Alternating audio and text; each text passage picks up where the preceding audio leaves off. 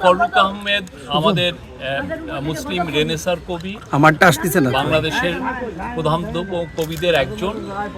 তার যে বাসায় যে বাড়িতে উনি জন্মগ্রহণ করেছেন এবং তার যেখানে বসে উনি কবিতা লিখতেন ইয়াং বয়সে এবং পরবর্তীতে যখন গ্রামে আসতেন এসে যখন কবিতা লিখতেন, তার পাশ দিয়ে আগে একটা মধুকালী টু মাগুরা যে একটা রেল লাইন টানা হয়েছিল, সেটা আসলে ওনার বাড়ির উপর দিয়ে যেত এবং ওনার ফ্যামিলি এই বিষয়ে আমাদের নজরে এনেছেন।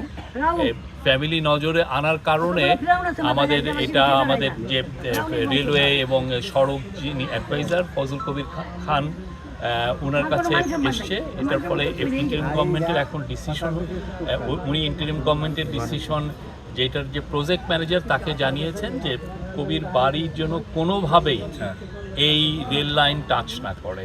আর এটা কবির বাড়ি আমাদের ঐতিহ্যর অংশ, এই ঐতিহ্যকে যেভাবেই হোক আমাদের প্রোটেক্টেড রাখতে হবে। তো সেই জন্য আজকে আমি আসছি এখানে আমাদের যে অ্যাডভাইজারের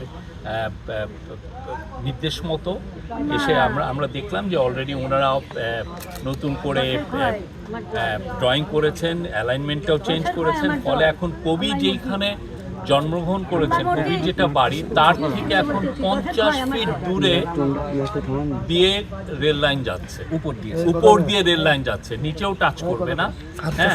আর হচ্ছে কবির তারও পাশে একটা বাড়ি যেখানে কবিতা লিখতেন যেটা বলা হয়, তো তারও অনেক 10-12 ফুট দূরে দিয়ে যাচ্ছে।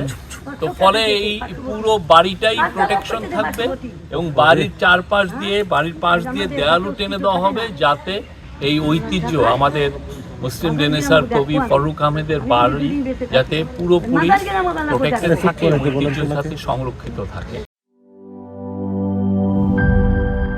বান্ডেল থাকলে প্রতি সেনমানিতে টাকা বাঁচবে।